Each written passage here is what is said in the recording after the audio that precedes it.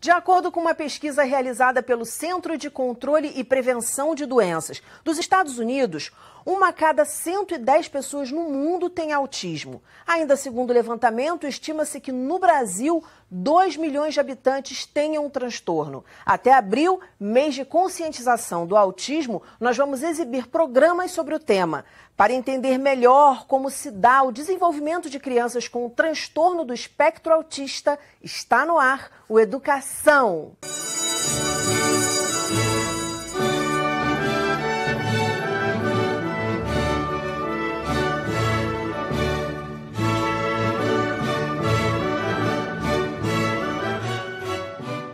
Meus convidados de hoje são o pedagogo e consultor Douglas Francisco de Melo Neves, a escritora, neurocientista e mãe de um adolescente com autismo, Emanuele Freitas, e a neuropsicóloga comportamental, Gabriela Félix. Muito bem-vindos ao programa. Obrigada. Agora a gente está se aproximando aí de abril, mês de conscientização do autismo. E eu queria que vocês me dissessem se vocês acham que as informações acerca do assunto têm circulado bastante na sociedade ou ainda falta muita informação a respeito do tema? Acho que ainda falta bastante. A gente não tem ainda um parâmetro, né, correto do autismo em si. Como ele tem várias frentes, várias possibilidades, os próprios médicos ainda têm essa dificuldade. Não adianta, como a gente conversa muito, né? A gente fala no atendimento do autista ou no próprio diagnóstico do autismo, ele tem que ter etapas para que se possa realmente diagnosticar. Antigamente a gente tinha muitos TDAHs, né? E hoje a gente tem muitos autistas, porque o comportamento autístico ele é diferenciado e faz com que as crianças eles se tiver algum tipo de dificuldade, algum atraso no desenvolvimento, né, ele já vai ter algum dos comportamentos autísticos. Percentualmente, parte da população já é diagnosticada com autismo, tem um percentual de pessoas que nascem com esse transtorno. O que acontecia antigamente é que nascia com qualquer deficiência, não só o autismo, transtorno, síndrome, era trancado no porão, era vergonha da família, era o filho esquecido. Depois essas pessoas começaram a sair dos porões das casas, sem vergonha da família, sem vergonha do seu ser, e começaram a ocupar os espaços. Começaram a ocupar primeiro espaços sociais, igreja, clube, essas coisas, e chegaram depois nas escolas. E agora estamos numa luta de saber como trabalhar com esse público nas escolas, na sociedade, no médico, isso. Então, é novo, e a tecnologia, os avanços das pesquisas das ciências estão mostrando muito pra gente o que é. Muitos deles cresceram, ganharam voz, e agora eles estão dizendo pra gente como eles são, como eles querem ser tratados, porque antigamente eles eram considerados menos pessoas do que nós. Então agora nós vemos um fenômeno de que alguns cresceram, foram para as universidades, ocuparam espaços.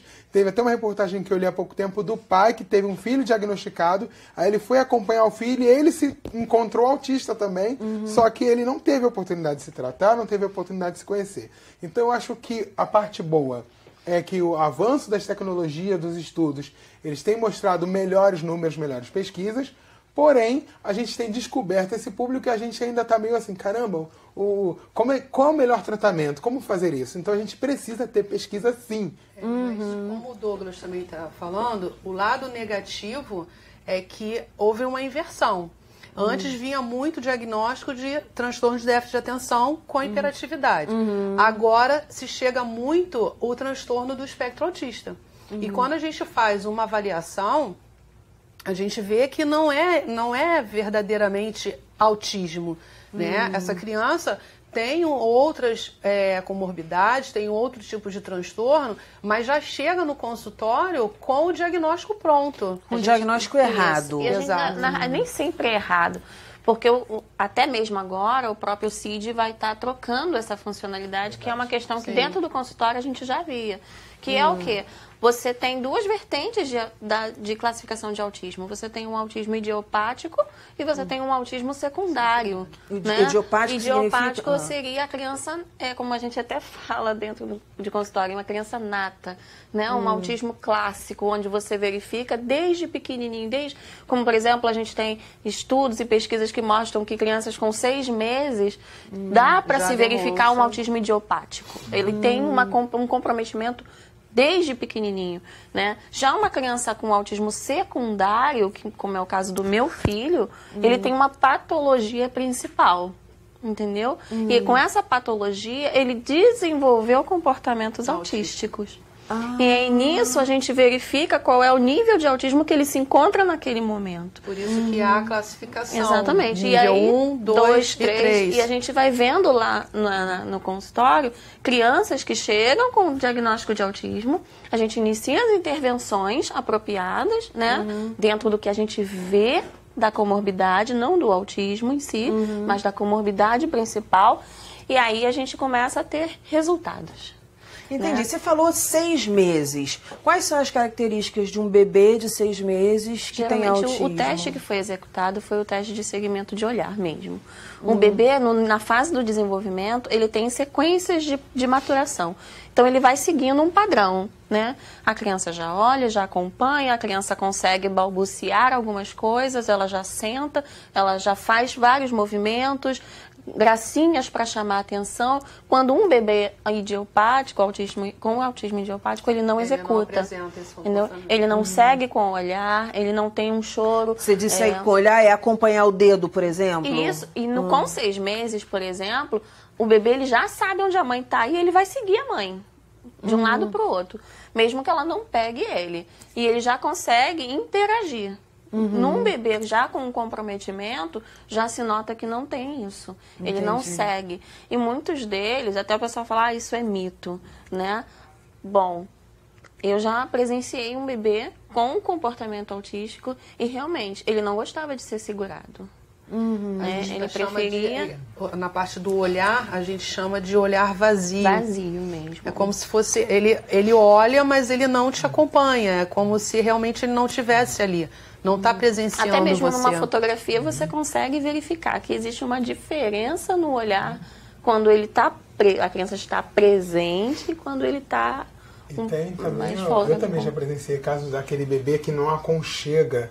E quando você pega o bebê, geralmente ele aconchega, não, ele fica mais durinho, não gosta muito de ser segurado, bebezinho mesmo. Sim. Então, quando é idiopático, tem traços ali que a gente consegue detectar que, olha, precisa investigar para poder saber já o que tem está uma acontecendo. diferença. Existe uma diferença. Mitos. Você falou, isso é mito e tal. Quais são os principais mitos que vocês podem trazer aqui? Que todo autista é muito agressivo, que todo autista tem estereotipias aos extremos. Que o autista não se mexe muito. Não tem Tem sentimentos. flap de mão. Que ele não tem sentimentos, o que é muito ao contrário. Nossa. As nossas crianças, elas são extremamente amorosas, carinhosas. Tem gente que acha que não tem sentimento. Sim, muitos acham que eles... E também o pessoal fala muito assim, ele vive no mundinho dele, né? Isso agora. Nossa. Eu tenho muito problema com assim, é um anjinho, ele é um anjinho. Não, ele é pessoa. Ele é uma pessoa. Ele é pessoa com direitos, com deveres, com possibilidades. E personalidade. Porque o pessoal esquece isso também, de que eles têm a própria geralmente, personalidade. Os pais fazem muita comparação entre as crianças.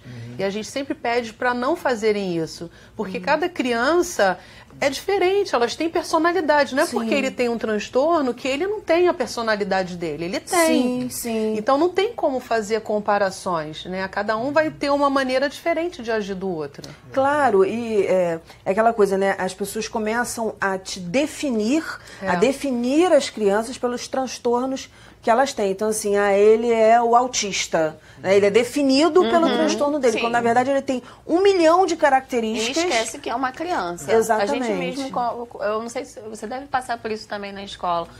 Eu vejo crianças com a agenda mais cheia do que a minha. Com certeza. E eu falo assim, nossa, e qual é o momento que ele tem para ser criança? Sabe? Para ele poder... Sei lá, quero deitar aqui no chão, vou ficar aqui deitado, não fazer mais nada.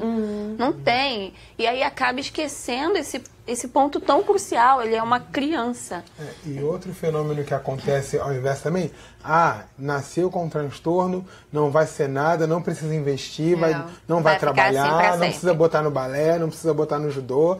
Não, vai aprender como todo, no ritmo dele, ele vai ter a aprendizagem dele. Pode ir pro balé, pode ir pro judô, pode ir pro karatê, pode fazer... se eles gostam ou não. E eles vão dizer se eles gostam, como qualquer criança. Tem criança que acorda de mau humor. É traço da personalidade dele E ele vai mostrar isso, ó, não gosto, gosto que ria, não gosto que me toquem. Tem que aprender quais são os comportamentos sociais que são legais, comportamentos sociais que não são legais, e a família vai intermediar. Família, escola, Estado vão intermediar. Ó, isso é legal pra gente, isso não é legal, isso aqui você pode aprender, isso aqui não. É uma construção mesmo, é um dia a dia. Uma coisa que fica muito diferenciado quando a gente vai ter essa sintonia, porque quando a gente tem uma criança autista, a gente tem um contexto todo ao redor dele. A gente tem a família, a escola, a terapia que ele executa. Então, quando a gente inicia um processo de atendimento, a gente tem que estar em conjunto com todos eles. Sim. Isso a gente ainda não tem visto muito. As pessoas não se encaixam. Mas eu vou te falar que sabe? não é só em relação ao transtorno, não. É em relação a qualquer coisa. A gente não vê ainda, infelizmente, uma troca de informações, uma equipe multidisciplinar que se comunique. Isso. E isso é fundamental. E é fundamental, porque se você tivemos muitos resultados positivos agora, porque crianças que não conseguiam passar de ano, passaram. Por quê? E sem ter problemas. Mas por quê? Integração. Onde, você falou? A gente teve muito resultado positivo. Na instituição, na clínica, na APA, que é a Associação de Apoio à Pessoa Autista. E a gente foram 6 crianças que tinham problemas para poder passar, né, de fase e tudo, não conseguiam assimilar também. E aí, nesse ano, por conta dessa interação, equipe, dessa interação, que é escola, família e terapia, uma ajudando a outra, uma orientando como fazer, e aí a criança conseguiu. As crianças conseguiram passar de ano. Entendeu? Nós tivemos 2 que foram destaque, né, entre eles. Um conseguiu, nos 4 bimestres da escola, ser o primeiro aluno da classe. Olha que legal. E é uma turma regular, ou seja, comum. E ele não tem mediadora. Ele é sem mediação também. No início do ano, nós estivemos na escola, conversamos com a diretora, ela pediu orientação de como proceder com ele. Nós fizemos todo um planejamento dentro da escola, ele teve a estrutura, né, e ele conseguiu. Foi um dos primeiros, foi o primeiro da turma. Até quando ele tinha que fazer a apresentação verbal, que era uma coisa que ele não conseguia executar bem. A gente treinava. Em terapia. Pra como depois executar. Ele fazer. E aí chegava na escola e ele conseguia executar. Olha que legal. Entendeu? Então, eu já do lado do professor, eu sinto tanta falta dessa equipe disciplinar, de alguém chegar e falar, porque o professor, como você falou que falta informação, falta mesmo. Ela não chega na formação de professores. Eu ia te perguntar isso. Não chega na formação. Não chega. Você aprende que existe, você aprende que vai ter uma realidade, mas existem coisas que a gente pode aprender que vão nos ajudar. Sim, com e certeza. não chega. Então a gente chega na sala de aula, eu na verdade sinto o seguinte: o professor, ele não é preparado para dar aula para nenhum aluno, porque você tem um aluno com transtorno que vai te trazer alguma situação, você tem um aluno que é extremamente inteligente e rápido que vai te trazer uma outra realidade, você tem um aluno que é mediano que vai te trazer outro tipo de aula. Então, a formação do professor, para mim, ela tem que ser contínua, continuada no chão da sala de aula, tem que ter universidade, tem que ter pesquisa, tem que ter tudo isso. Mas essa informação também que pode chegar para nos alimentar, falar, olha, se você tiver esse caso, procure a APA, procure um professor mais experiente, procure o terapeuta, converse com o médico, instrua a família. Isso não chega pra gente. Então a gente vai cavucando, vai errando aqui, acertando aqui. E aí acaba perdendo também muito tempo, né? Exatamente. Porque a escola, você vê isso dentro da sala de aula. Hoje você tem que ter resultados. Você não tem mais as questões onde você está sendo desenvolvido para o futuro. Né? Você é o futuro. Então, você não tem um desenvolvimento para o futuro. Aí chegam as nossas crianças com uma deficiência, um transtorno, porque deficiência mesmo em escola, nós temos 2% do alunado. Agora, transtornos e problemas emocionais, nós temos 70% do alunado. Sim. Para você ter uma ideia. Então, não seriam as nossas crianças com deficiências e síndromes, os 2%, que seria o grande problema. Mas você vê hoje crianças jovens chegando para a gente também, que às vezes não tem nenhuma comorbidade como o autismo, mas tem uma interação social dificultosa, tem uma dificuldade de se relacionar, e ele não consegue avançar. Por quê? O nível de cobrança hoje em dia não é o seu potencial.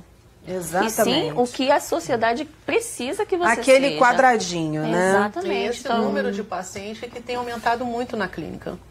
É aquele aluno que ele é programado para fazer provas. Sim, ele não é exatamente. E aí não tem mais aquela coisa, Pra ser. não tem mais aquela questão do desenvolver as habilidades, sabe? Quando as pessoas perguntam, e aí agora, o que eu faço? Vou botar na escola. Aí eu falo, agora não, ainda não está na hora. Procura uma creche, procura algo que seja para trabalhar as questões realmente psicomotoras, o amadurecimento neurológico da criança, porque a escola, ela vai já ser o ponto onde ele vai estar ali pegando já no lápis, às vezes sem estar pronto para isso, e vai ter a cobrança, vai ter a exigência, e a gente sabe que isso tem acontecido muito, infelizmente, né? Não sei se escola particular ou escola pública, mas ambas apresentam as mesmas questões. E aí a gente vê etapas sendo puladas. Sim, sabe? sim. Douglas, eu queria saber o seguinte, na tua prática pedagógica, qual foi assim, a grande descoberta que você falou assim, caramba, enquanto professor, no que diz respeito a um aluno com autismo? Por exemplo, lá na tua prática você descobriu, caramba, poxa, por que eu não vi isso antes? Esse jeito de chegar, esse jeito de fazer acontecer? Eu posso falar 3 coisas assim que para mim foi meu pulo do gato, é onde eu consegui trabalhar bem. Primeiro é estabelecer uma rotina com a família, com o aluno e evitar essa quebra de rotina diária. E toda vez que for precisar fazer uma coisa, eu comunicava, olha, amanhã não vai ter aula, é um feriado. Comunicar ao aluno, não esperar que ele, como outra criança, vai tirar isso de letra. Não. Então, uma rotina estruturada. Olha, está na hora de ir ao banheiro, vamos brincar, vamos pegar no caderno, vamos ler um livro, deixar essa rotina visualmente. Outra coisa é o letramento visual. Eu gosto muito de trabalhar em letramento visual, tem que ser muito visual. A gente presume que todo mundo sabe o que é uma tomada, todo mundo sabe o que é um lustre, todo mundo sabe o que é uma boneca, e às vezes não é tão assim. Então, se eu trabalhar com rotina, letramento visual... Você diz colocar os nomes das coisas na sala de aula? Não, isso também, mas é mostrar para ele o que é... Vou trabalhar o tema animais. Então eu coloco a foto do cachorro, a foto do gato, a foto do sapo. Mais lúdico, né? Mais lúdico, muito mais visual do que letra. Letra é importante, eu sou professor, ensino a ler e escrever. Sou defensor da alfabetização, do letramento de todas as áreas. Mas o letramento visual também é muito importante. Super, super. Uma coisa e as crianças, só vou te fazer um parênteses aqui, e as crianças que estão na sala de aula, que são crianças comuns, né? Eu não gosto de usar normal, apesar de normal vir de norma, mas para seres humanos isso não funciona, né? O comportamento que é normal, que é na norma, para ser humano isso não funciona. Então os colegas comuns também saem ganhando, porque você fazer um letramento, uma alfabetização com desenhos, com fotos, isso estimula muito mais o aluno. Exatamente. Eu tenho uma realidade, eu tenho uma experiência de alfabetizar por emoji. Emoji é visual, tem significado, tem sentido, está na mão deles, no celular, no tablet. Então você usando emoji para alfabetizar, mostrar para ele o que é estar feliz. Olha como é o emoji feliz, olha como é o emoji triste, como é que você está, para ele reconhecer os seus sentimentos, para ele conseguir falar. Olha, para mim foi o pulo do gato, deu super sucesso. E a terceira coisa é o planejamento individualizado. O planejamento é a arma secreta do professor, que tem muito professor que não usa, que não sabe usar. Se o professor planejar o que ele quer para a turma e planejar o que ele quer para o aluno, olha, minha turma está estudando números de 1 a 100. Esse meu aluno consegue isso? Esse meu aluno vai chegar com a turma? Eu não posso falar assim, não, a turma vai trabalhar de 1 a 100 e ele vai trabalhar animais. É outra coisa. Isso não é planejamento. Planejamento é o que dentro desse tema, que ele é um aluno da turma, então ele tem que estar incluído nisso também, o que ele pode? Será que ele pode do 1 ao 10? Será que ele pode do 1 ao 50? Então, planejar junto e fazer atividade junto com a turma, porque aquele que sabe mais ajuda. Num outro momento, eu tinha um aluno que sabia tudo de história do Brasil, de Segunda Guerra, tinha muita dificuldade no letramento, mas tinha uma memória excelente, sabia tudo de Revolução Francesa, de história. Então eu planejava, nessa matéria aqui, é ele que vai dar aula no meu lugar, que ele tem uma memória ótima, sabe melhor que eu. E ele dava aula e isso fazia o aluno crescer, ele desenvolvia. E desenvolver também o espírito de equipe, de grupo ali, de pertencimento. Eu foco no que ele é bom e não no que ele é mal. Então, focar no que o aluno é bom vai desenvolver ele. Agora, falando dessa questão do planejamento, tem um recado também para as escolas, né? Porque o professor, às vezes, não faz o planejamento ali individual porque ele não tem tempo, porque ele está sobrecarregado de prova disso, daquilo, de 1000 exigências. classes. Então, a escola, eu acho importante também isso, quando a gente está falando até em equipe multidisciplinar, a escola tem um papel fundamental nisso, a coordenação pedagógica, a direção, e está facilitando, né, para que o professor consiga também atingir esses objetivos. Foi muito bom ouvir ele falar isso. Muito bom. Porque, assim, é uma coisa que a gente fala várias e várias vezes e parece que o pessoal não entende. Quando a gente fala neurologicamente, o autista, hoje já é comprovado, ele tem áreas cerebrais onde são mais dificultosas para ele. Mas a parte visual do autista, ela é intacta. Então, no caso, eles aprendem muito mais rápido visualmente, né? Então, quando a gente pede que as famílias façam uma rotina diária dentro de casa, que a escola tenha uma rotina diária, isso inibe, isso tira a ansiedade que ele sente, faz com que ele tenha mais autonomia, aí a criança fica mais feliz, a escola tem prazer.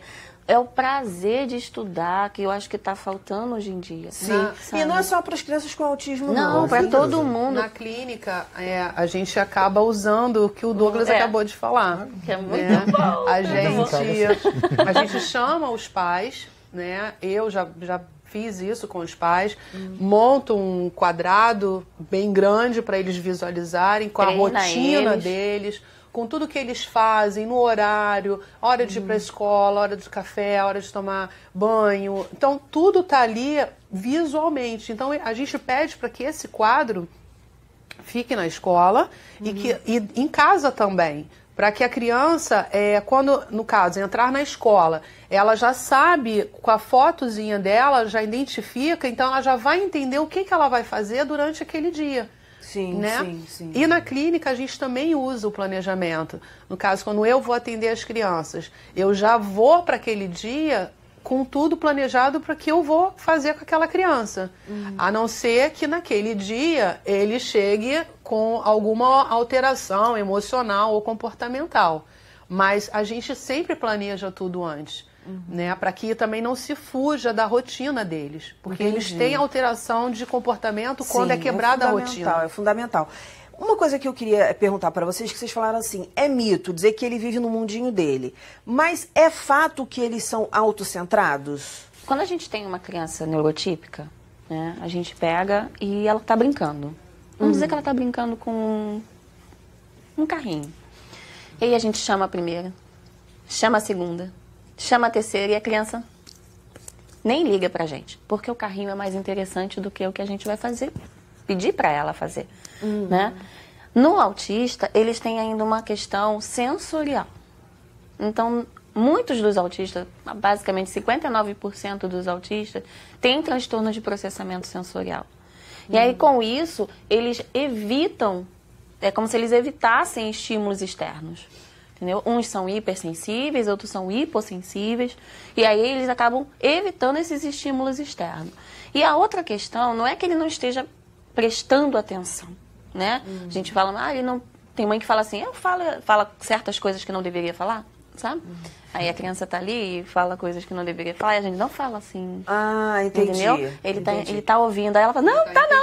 Ele não entende nada. Ele entende sim. Isso aí eu também acho. Ele não tá... Mas os adultos fazem isso até com criança comum. Sim. Vira e tá falando, não, tá ouvindo. Não, mas é muito pequeno, não é pequeno. Eu lembro quando eu era pequena que eu ouvia. Sim. Conversa de adulto. Isso, por exemplo, é um mito. Entendeu? De que criança não tá prestando atenção no que o adulto tá falando. Quando eles começam a verbalizar, eles contam pra gente o que tá acontecendo.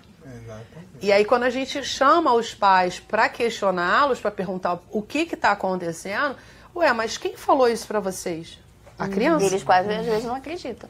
Tem pessoas que falam assim, ele não fala nada. Aí chega dentro da sala com a gente e começa a falar. Fala tudo. Entendi. Quer dizer, eu acho que o grande recado desse programa é acredite no seu filho, acredite no seu aluno. Sim. E conheça ele. Dê oportunidade. Dê oportunidade. Não é fácil. Dizer que é fácil não é.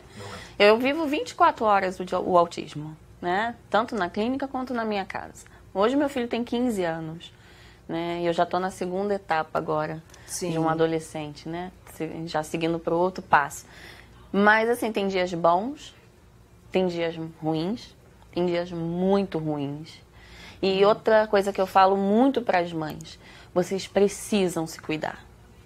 Porque se a gente não se cuidar, eu como mãe, como profissional, eu precisei de suporte, de ajuda psicológica para eu poder lidar com as questões. Porque além do autismo, o meu ainda tem o TOD, que é o transtorno opositivo desafiador. Então, qual é esse transtorno? Como é que ele se dá? Qual a característica dele? Ele é extremamente avesso a regras, ordens. Ele se torna agressivo quando ele é imposto regras para ele. E ele não tem o controle inibitório. Por exemplo, se eu disser para ele, não vai fazer isso aqui agora. Eu explico. Não vai fazer agora, porque a gente vai fazer isso e isso e isso antes. Como antes eu não sabia, eu dizia, não vai fazer e acabou. Esse elevar a voz e falar o não definitivo era o estopim. E aí ele se tornava agressivo, ele batia, ele chutava, ele gritava, onde ele estivesse. Você disse que tem dias melhores, dias piores, mas como é que está a tua vida agora, em linhas gerais? Né? Depois que você passou a se informar, a pesquisar, o que mudou na tua vida em relação a isso? Agora, nesse momento, a gente está vivendo não tão altos e baixos, uma estabilidade. Inclusive, a respeito do TOD, esse mês agora a gente lançou esse livro, que é o Transtorno do Neurodesenvolvimento. Aqui eu abordo justamente todas as características do TOD, como trabalhar com essa criança, e principalmente, eu confesso para todo mundo, não foi o autismo que me levou a precisar fazer um tratamento, e sim o transtorno positivo desafiador. Porque era muito difícil você ter um filho realmente diferente de tudo que você já tinha ouvido, né? E precisei desse suporte. Falo para todas as mães, a gente não dá conta sozinha, sabe? Sim. A gente precisa, sim. E mãe feliz, filho feliz. Hoje, o Eros, eu peço para ele, vamos sentar, vamos conversar. Você não tá bem. E a gente criou um métodozinho, né? Que é o segurança, como eu falo. Quando eu falo, Eros tá ficando nervoso. E aí ele fala, segurança. Segurança. E ele se abraça e vai buscar o apoio de um local mais... Ele se abraça. Isso. E a gente vem treinando isso já desde os 9 anos Tá dele. aí no livro? Do abraço, não. O abraço eu coloco no blog. De até, qual é o blog? Eu e meu autista.blogspot.com. Lá, inclusive, tem um vídeo meu com o Eros, onde ele está em crise, né? Eu fiz questão de filmar, para que as pessoas vissem que eles conseguem voltar quando a gente vai firme no comando. Não é não, não existe um sim no meio depois que você diz um não. Se você for tomar algo, realmente vai tomar e não vai devolver enquanto ele não melhorar o comportamento. E assim eu botei esse vídeo justamente para as pessoas verem como proceder.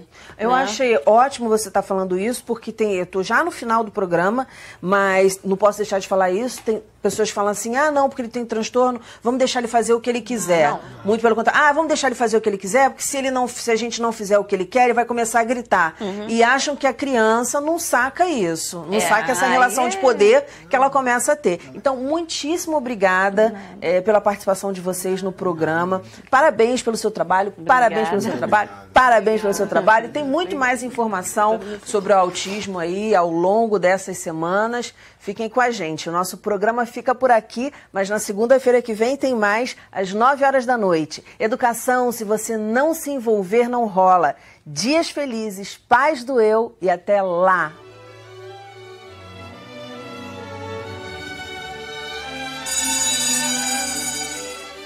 A casa.